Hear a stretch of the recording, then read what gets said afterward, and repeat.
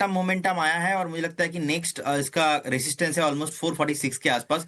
And अभी अगर हम देखेंगे तो अभी 435 के आसपास चल रहा है, तो 446 एंड अबव जाने के लिए रेडी हो रहा है। लेकिन 446 अगर मुझे एक वीकली क्लोजिंग चाहिए, फ्राइडे वाला क्लोजिंग, इसके ऊपर अगर सस्टेन होता है 446 के ऊपर, तब जाके यहाँ पे न्यू मोमेंटम पॉसिबल है।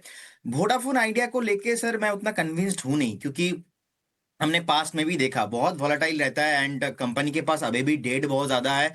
फिलहाल गवर्नमेंट के पास अभी स्टेक है 49% के आसपास। इनफैक्ट गवर्नमेंट भी सपोर्ट कर रहा है। एक्चुअली गवर्नमेंट चाहते नहीं कि कोई भी सेक्टर में कोई भी एक दो कंपनी का मोनोपोली हो जाए, तो इसीलिए हमने देखा रिसेंटली इंडिगो के साथ भी क्या हुआ था। एंड उसके बाद न्यू एयरलाइंस का अनाउंसमेंट, और वोडाफोन आइडिया को गवर्नमेंट डे वन से सपोर्ट कर रहा है। लेकिन अभी मैं अभी मेरे ऑफिस का ही बात करूंगा, तो मेरे ऑफिस में किसी का जियो का सिम है, तो किसी का भारती एयरटेल का सिम है, लेकिन Vodafone Idea as a customer मेरे पास तो नहीं है और हमारे ऑफिस में किसी के पास नहीं है। तो एज ए कंपनी मुझे एज ए फंडामेंटल लेवल पे अभी भी अच्छा नहीं लग रहा है।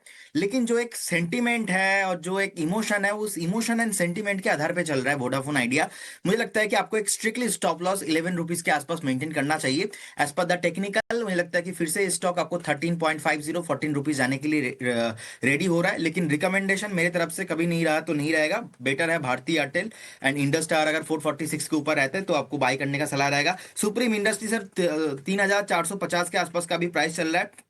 क्लियर कट चार्ट में बॉटम फॉर्मेशन है, मुझे लगता है कि यहाँ पे बने रहना चाहिए। 3750 एंड अबव जाने के लिए रेडी हो रहा है।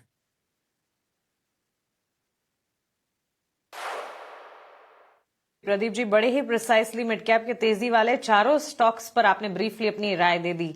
अब कमजोरी वाले स्टॉक्स पर भी आपका नजरिया हम जानना चाहेंगे। गोडफ्रे फिलिप्स, इस स्टॉक में बिकवाली का दबाव हावी हो रहा है। हमने देखा है खबरों के दम पर काफी एक्शन में भी रहा ये स्टॉक, काफी ज्यादा अपमूव्स भी देखे, एडजस्टमेंट्स भी हुए, उसके बाद अब कमजोरी झेलता हुआ।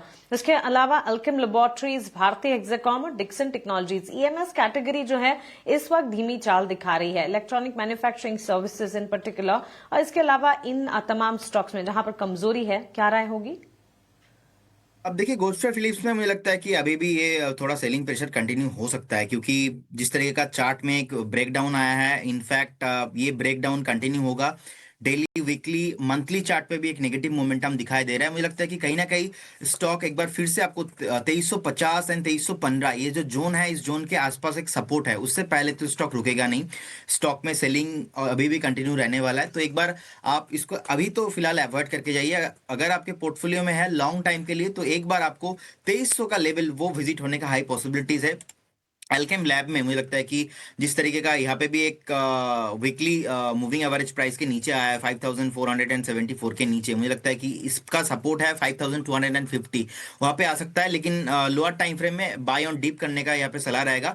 डिक्सन टेक्नोलॉजी मुझे अच्छा लगता है एंड प्रोमिनेंट स्टॉक है और कहीं ना कहीं सपोर्ट के आसपास ही ट्रेड कर रहा है। लास्ट दिन में हमने देखा था कि 11750 से एक बार बाउंस बैक करके 12150 के ऊपर भी आया था। फिर से थोड़ा सेलिंग प्रेशर देखने को मिल रहा है, लेकिन प्रोमिनेंट स्टॉक है, फंडामेंटल स्टॉक है। आपको स्टैगर मैनर पे बाय करने का